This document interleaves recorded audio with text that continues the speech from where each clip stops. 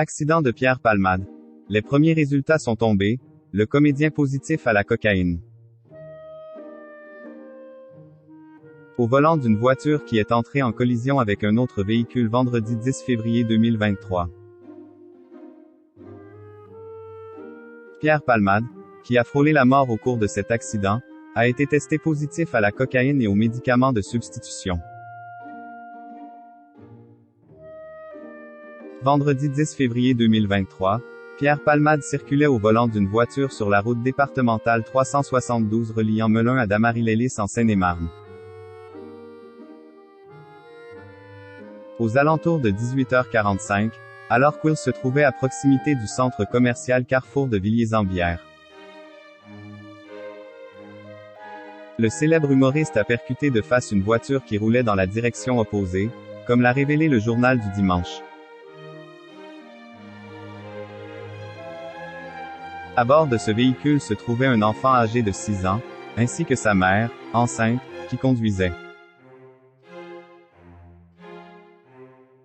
Par la suite, une troisième voiture est venue percuter à son tour l'un des deux véhicules déjà accidentés.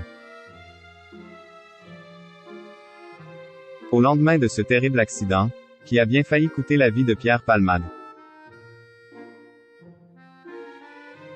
Le parquet de Melun a annoncé à l'AFP l'ouverture d'une enquête pour blessures involontaires par conducteur ayant entraîné une incapacité de travail supérieure à 3 mois. Celle-ci a été confiée au commissariat de Melun-Val-de-Seine.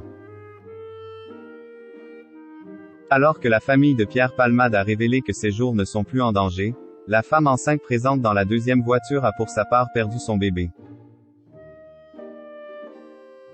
L'enquête fut donc requalifiée en homicide et blessures involontaires par conducteur ayant entraîné une incapacité totale de travail supérieure à 3 mois. Accident de Pierre Palmade. La prise de cocaïne de l'humoriste était récente.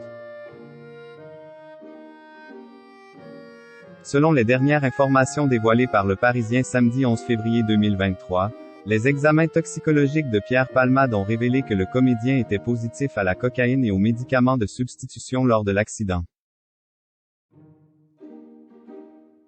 De plus, des analyses complémentaires ont permis d'établir que sa prise de cocaïne était récente.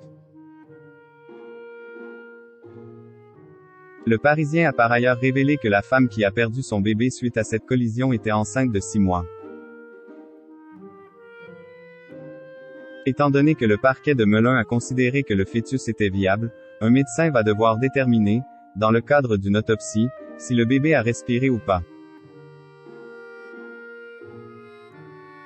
Si le pronostic vital de cette femme n'est plus engagé désormais, ce n'est pas encore le cas du pronostic vital de son enfant de 6 ans. Actuellement hospitalisé à Paris au sein de l'hôpital Necker.